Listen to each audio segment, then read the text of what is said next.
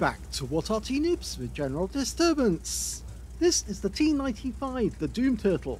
It's a Tier 9 American tank destroyer. It's located on the eastbourne of Safe Haven, and this one is under the command of Andromeda from No Retreat, No Surrender.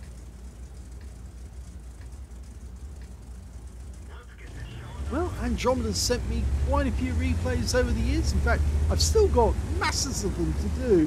And he sends me in some interesting battles every now and then. Well, he has sent a few in, which I actually am doing today. I think this replay was very recent. This one particular. And, yeah, both the endings were very similar as well. Okay, the Doom Turtle. It was a tank that started development in 1943. There were two original prototypes. It was designed originally to break the Siegfried line, and it was supposed to be over 100 tons. In fact, it ended up being 92 tons fully laden. Now, the original one in 1944 was supposed to be the heavy tank number T28. Then in 1945, they changed its name to the heavy tank, super heavy tank number T28, and then they changed it to the T95, and then the project was terminated in 1947. So it's actually the same tank as you find in the Tier 8 American tank destroyer, and you can see the armor is incredibly strong at the front of the vehicle, 305 millimeters. Which causes a lot of enemies to bounce rounds off the huge mantlet that's around the gun. Now, there are some weak spots you can go for. Most of them are the cupolas, which do stick out quite a bit. You would have thought that they would have realised that and actually tried to do something to protect against it.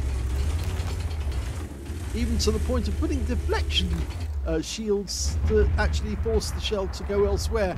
Oh! Well, we just lost the Progetto 65 to a T10. And that's not good, because the enemy's got a T95, and they've got another Progetto around the corner.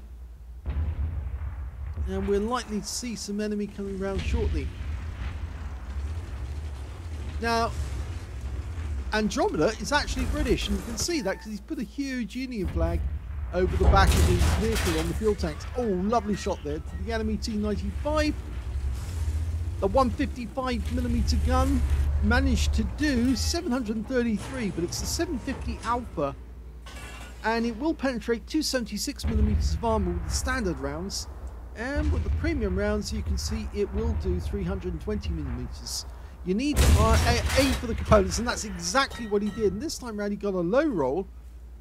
It was only 645. It seems that the enemy T95 doesn't know what to aim for.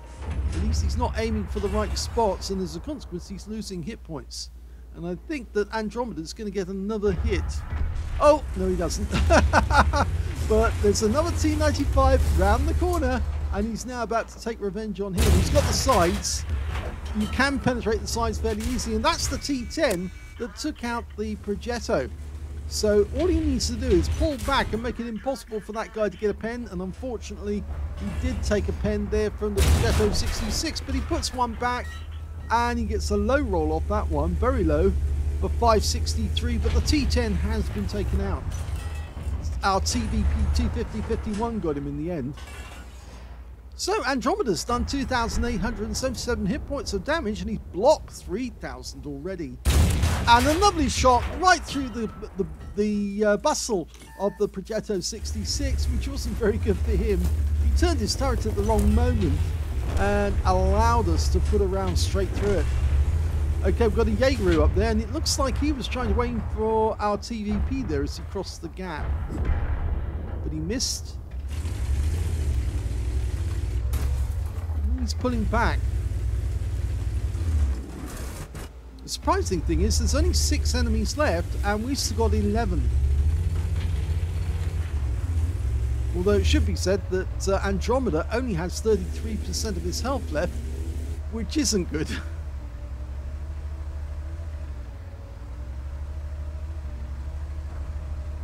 Yes, the enemy is kind of being compressed in on their cap area. And they're still losing tanks. They're down to 4 now. One of them's up there. It's the GSOR, and he's a one-shot. Mind you, just about any tank's a one-shot for the T95's 155mm gun. In fact, the real T95 actually originally had a 105mm gun. Then they fitted the 120mm gun, and finally they fitted the 155mm. In fact, actually, the one that's at Fort Benning at the moment doesn't have the 155 or the 120, it only has the 105mm. In fact, one of the T95s holds the world record for hide and seek, because yes, they actually lost it for many years, and it was actually hiding in a bush, and nobody found it for ages. Oh, wonderful shot straight through the gun shield on the Waffenträger, and of course that is a weak spot. You easily pen that, but if you do, you do a huge amount of damage. So now Andromeda's got 4,300 and 3,000 blocked. And there goes the Waffenträger. And that means the GSOR is the last one, and he's just been killed. So it's a victory.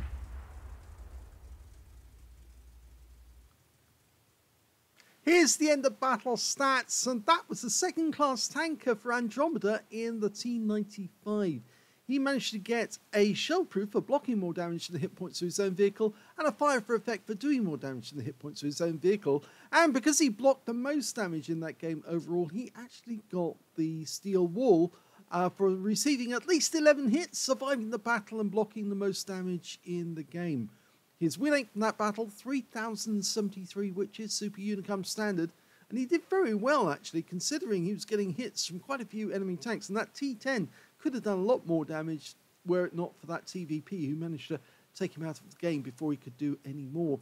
Let's have a look at team score. Well, we can see that the highest damage in the game actually did go to that TVP. He got 5,179 hit points. The second highest damage in the game went to the other TVP, T5051, with 4,715. And the third highest damage actually went to the Waffenträger on the enemy team, who got a tank sniper in that one, and 4,360. Just ahead of Andromeda with 4,354. And of course, he got the steel wall. When it came to kills, the high scorer was the TVP with 5 kills. And the second place was the AMX50B with 4 kills. And 3 kills went to the Waffenträger. Andromeda didn't get any kills, but he did get a decent amount of damage out of that game and blocked the most damage. And when it came to base XP, it's the TVP who did the best. He's got the top in all 3 columns. 1,145 went to him. 1,040 went to the AMX50B. And in third place was Andromeda with 979. So he did well to be up at the top in at least 2 categories. If we look at the detail report, we can see he fired 8 rounds in the game, got 7 direct hits on the enemy and 6 penetrations, and a lot of those shots were into the enemy cupolas to get the deep penetration. As I said, that's the weak spot you really should be aiming at, not anywhere else, because those cupolas are very difficult for the enemy to hide, and, well, the shell tends to carve straight through them. 4,354 hit points, all of it at close range. He received 12 hits from the enemy. He only needed 11 to get the steel wall, but he did block the most damage. 3 of them were penetrations, though. Yes, he did take rounds from the T10 through the side, and he did get hit by that Progetto 66 as well. And 9 non-penetrations, and some of those were from T95s on the enemy team. He blocked damage of 3,140 hit points in that one. He damaged 5 of the enemy, didn't get any kills. But he did earn 55,331 credits from the game, 105,000 for completing a mission, 160,331 for the battle overall, and after repair and ammunition resupply, took away a profit of 134,840 credits. He got 1,468 XP, times 2 for the first victory, got 2,937 experience points altogether. Well, I said that this was a rather familiar ending for both battles. It is a 2 replay video. So let's have a look at the second battle after we have a quick look at the armor and modules. This is the armor. You can see the armor at the front of this vehicle is absolutely incredible. 305 millimeters. And you can see where you actually hit it, the angling of the body because it is a cast body, actually makes it even worse trying to get through. You can see at some points the armor goes up as high as 500 millimeters. It's effective armor after all the bending of the casting. So very difficult to penetrate this thing altogether. I think it's actually, as you go further out, it gets higher. The cupolas, though, are fairly weak. You can see impacted armor is only 152.4, but it's actually showing effective 208. And, of course, the penetration of a T95 is enough with standard ammo to go through the cupolas. There is another weak spot which you can aim for, but it's ill-advised. Is to go for the lower plate here. It's only 133.4 millimeters. It comes out at 236 millimeters or thereabouts with the angling, but it is angled back at 55 degrees. So the chances are them around might ricochet off there if you can get it. If you can aim it when this thing's turned at an angle slightly, it will increase the actual effective armor, but you've probably got a better chance of purchasing or getting your shell getting a purchase on the enemy tank. Anyway, the sides of the vehicle are fairly weak, 63.5. So if you ever see one of these turn sideways towards you like that, just shoot for the sides and it should go through. You can see even with the tracks adding extra armor, spaced armor, it's still only giving an effective armor of 212. And as I said, you can penetrate the that armor with the 155. If you go for the rear, there's two massive fuel tanks in the roof of the vehicle here. And of course, that's what you aim for because it's only 38.1 millimeters impacted armor, but coming out at about 52. And at the back, it's 50.8, coming out at 50.8. So yes, you should easily penetrate the rear of a T95. You should be able to penetrate the sides if you get it a little further back from the heavy armor at the front. And I think you can show, if you go to the live view, you can see, yes, still all that red at the front makes it very difficult to penetrate. There's a bit of green down below, as I said, lower plate, but depending on the angle at which you hit it, you might not get a pen. But if you go for the cupolas, you're almost certainly going to get a pen off those because they're showing green. So just aim for the cupolas. It's the easiest way to deal with it. Let's have a quick look at the modules. Okay, on the module map, you can see that there's quite a few crew in this vehicle. And, of course, quite a few ammo racks as well. The driver is the one up front on the right-hand side of the gun. The gunner is on the left-hand side of the gun. And the tank commander is behind the gunner a little way back. And he's got the other cupolas. So you see two big cupolas. One's for the driver, one's for the tank commander. Either way, you're going to slow the thing down if you take out either of them. You're much better off actually taking out the driver because then the thing really gets slow because it's only got a maximum speed of 20 kilometers an hour. If you take the driver out, it's going to be going even slower than that. You can see there's two big ammo racks running alongside of the vehicle, and there's the loader sitting there on the other side of the radio set, and another ammo rack deep inside the hull. At the back, we've got fuel tanks running alongside the engine, sandwiching it on either side with the rear transmission directly going to the drive wheels. So, yes, you can say the back half of the vehicle is the engine area, obviously, and it's not really showing that big fuel tank on top. I don't think they've modelled that in the modules. So they've missed out on something there. They should have actually had that. But then if you do fire at the centre of the vehicle at the back, you will more than likely contact the engine and take it out. And if you can get the sides of the vehicle back from the casing area, that's where you'll get the ammo racks. And so, yes, there you know where to aim if you want to get some damage. It's best to go for the cupolas, take out the driver or the tank commander. So I said that there's a second replay. Let's have a look at that one right now. The second replay is on the south spawn of Lakeville. And we're about to start. Andromeda's in platoon with Blitz K and also Yaz 89. They're both in No Retreat, No Surrender, along with Andromeda. Well, this is an assault tank, so technically speaking, it would be a good idea for him to go up the valley, because then he could take on the enemy heavy tanks as he goes up, and he could easily cope with the artillery that was coming at him. In this battle, the enemy Arty is a Lorraine 155-51 with a 155mm gun capable of about 680, so he could go up the valley, but he's elected instead to go through the town and so have both of his platoon mates. I didn't mention in the start, but the original name for this vehicle was 105mm gun motor carriage T95. As I said, they started it technically as the heavy tank T28 and then changed it to the 105 gun motor carriage. He's decided to sit here so he can blast enemy tanks out of existence if they poke their nose up on the other side of the lake. He's not getting anything so far, and he might get spotted by that Senlak who's making his way over here. And then he might be on the receiving end of a few shots, and of course as you turn yourself sideways you expose your weak spots every time you do that.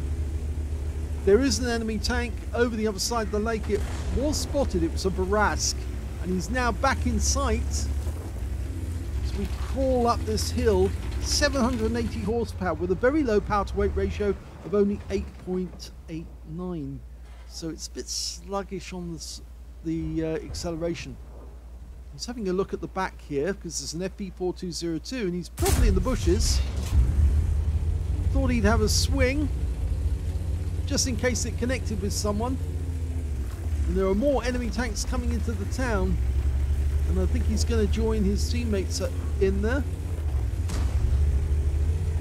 Unfortunately, the enemy Barask killed our LT432, and that means now he has the ability to move forward, but he hasn't done so far. We're reloaded. Standard reload time 17.55 seconds. Oh, he hit that guy. He hit the Senlak, but he must have hit the tracks because he didn't put him out of action. It should have just wiped him out with one round. Very lucky shot for the Senlak, not very lucky for Andromeda.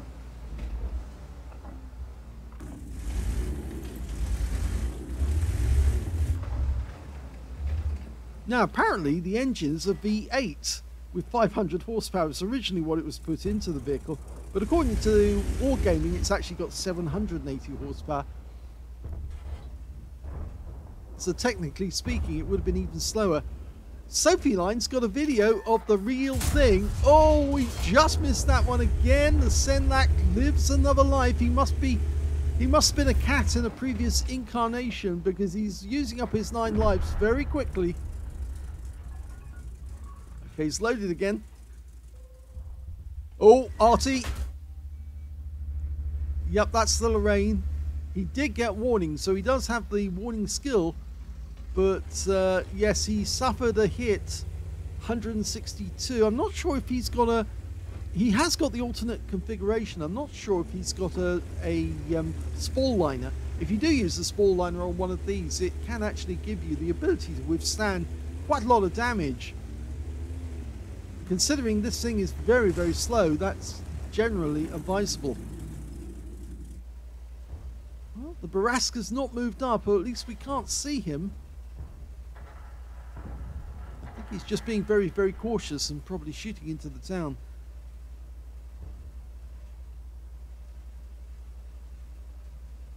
Blitz K is coming back to join us. We're down by 4 at the moment. Oh, and the Senlak's turned up. I think he wants another cat's life. Oh, and this time round he does take a hit from Blitz K. But it looks like the enemy have got the valley. So we might have to go back to our own cap to stop the enemy from winning.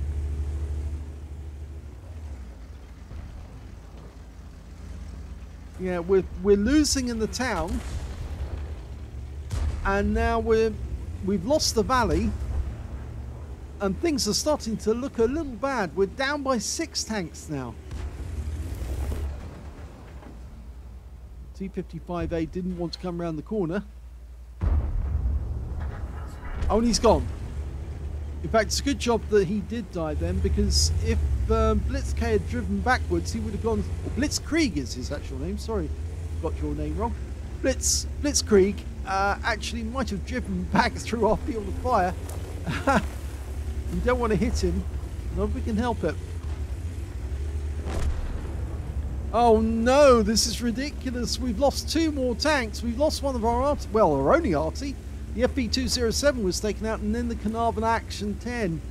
So now we've still got Yaz-89 in the town, holding off the enemy. But now the enemy's about to take our cap area. Okay, so we're going to have to start defending our own cap from down in the town area.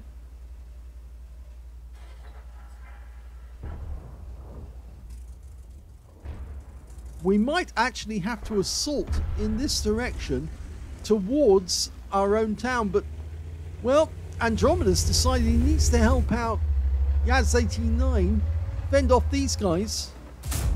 And there goes one of them. That's a good shot. Takes out the T96E5, no problem at all. The shell goes straight through the turret. So there's another couple of enemy tanks, and they're both... Oh, Arty! Another close hit. But this time round, it only damages the tracks. And I increasingly think he's probably got a heavy spall liner in that vehicle. And that's how he can survive these shots. Now, if he goes down the next road down and then cuts across into the town, he might be able to take out, well, can say that Yaz-89 just took out their E75, but they've still got 1 tank in the town, a TNH, I think.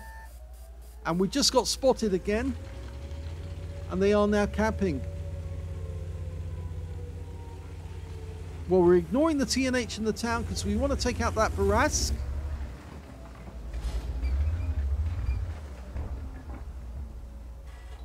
That was Yaz who just got a shot in... No, it was Blitzkrieg who got a shot into the capping. Oh, and the Arty hits us again, and this time round it's 135 hit points. They've stopped capping. I think they might be on a no cap kill all. We're only 3 left on our team, and now we're getting hit in the butt by a Senlak who is enjoying this, because he, after all, has survived up until now, but he doesn't survive when Yaz gets to him. And that's the end of his game. So now all of our platoon are going to have to make it back to our own cap. All our platoons still alive. Yaz has got 4 kills. Andromeda's got 1. And Blitzkrieg, well, he's got some damage on the enemy. But they're capping. There's 6 of them and only 3 of us. They outnumber us 2-1. Normally under these circumstances I would say go for the low ground next to the lake, because the low ground next to the lake conceals you from approach from the cap area. They can't see you coming until you pop up right next door to them. Arty again. Yep, right into the side. You can see where those shells are landing. One landed right on top of us there. And now we're starting to take shots from the Barask, who's decided that, yeah, he has to appear. And that one hits him in the tracks, and, well, he burns his repair kit straight away. And it looks like Yaz hit him, or Blitzkrieg hit him, rather. And Arty, yes, we're being focused on. We're so slow, it's easy to hit us. And now he's down to just 107 hit points, but the Barask is gone.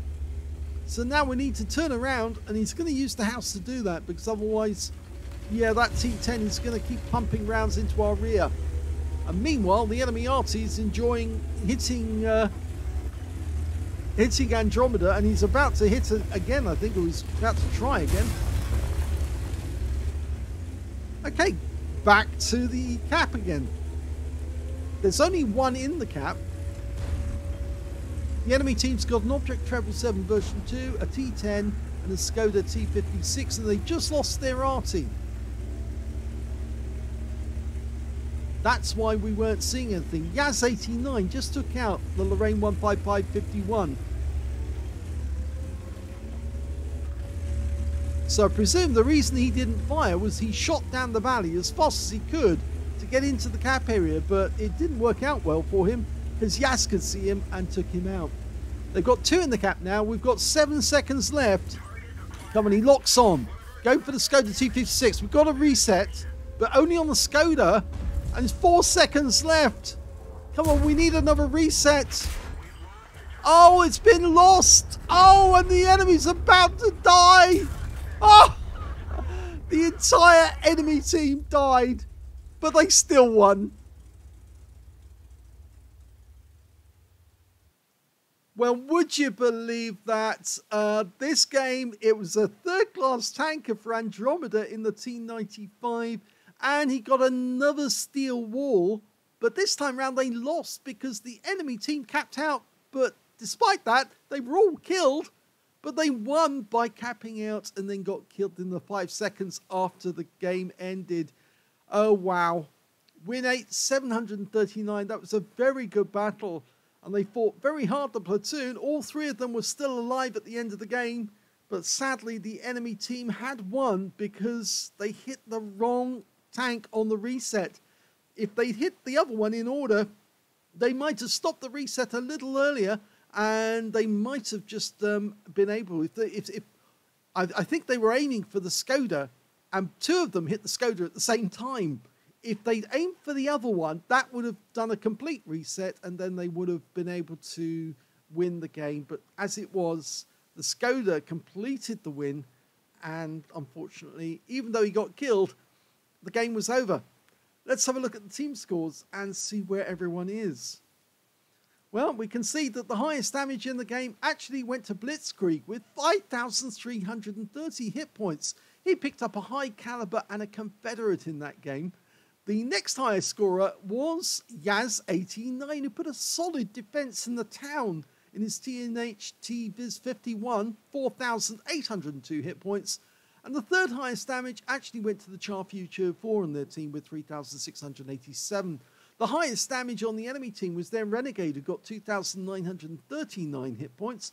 And their Object Travel 7 version 2 got the Invader. That was the one who actually won. If they'd aimed for the Object Travel 7 version 2 instead of the Skoda, they might have actually reset him completely, because he's the one who actually won it for the enemy team in the end.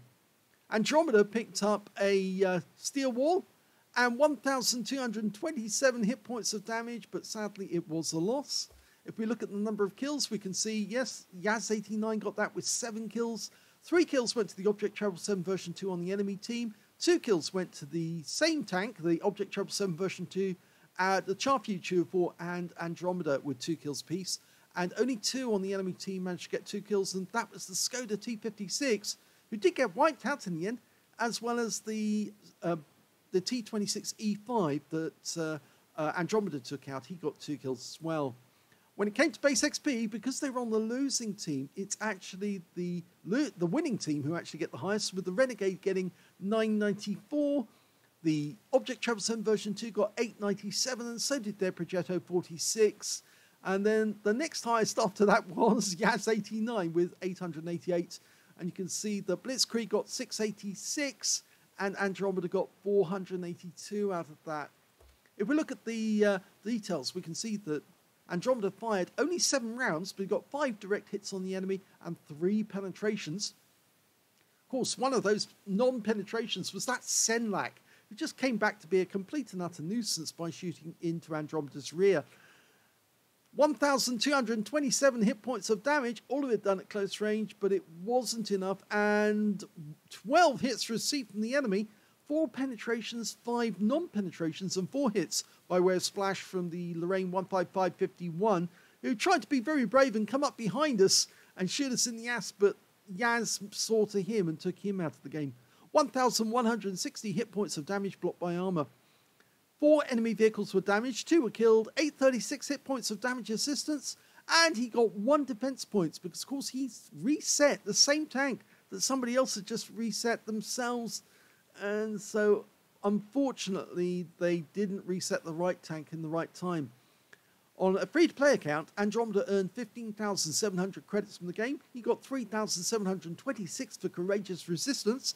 That's because he got an Epic or Battle Hero medal in a losing or drawn game. It was a loss. 19,426 credits altogether. And after repair, ammunition, resupply and consumables, he actually ended up with a loss of 12,850 credits for the game. 482 base XP, 310 for Courageous Resistance, took away 792 altogether.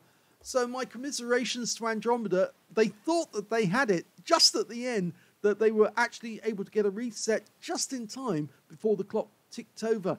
But unfortunately, they both aimed for the same tank, and this is where I think coordination would have worked. And I think, well, I'd have to say it, if I'm to be blunt, Andromeda auto-aimed onto the Skoda. He didn't know at the same time that his teammate was also going for the Skoda, and that's where it all failed. So next time, communicate which one you're going for, and don't reset the same one, because it was the Object Treble 7 version 2 that you needed to hit. He was the one who could actually win the game for them. So there you go. Disappointing that it was a defeat, but 2 games where Andromeda ended up with a steel wall in the T95, one of them a loss and one of them a win. And yes, that loss really is a hard one to swallow, especially when you kill all the enemy tanks. I hope you enjoyed that replay. If you did, please give the video a like. Do subscribe to our channel. Leave a little comment down below because it feeds the algorithm. And thank you for watching.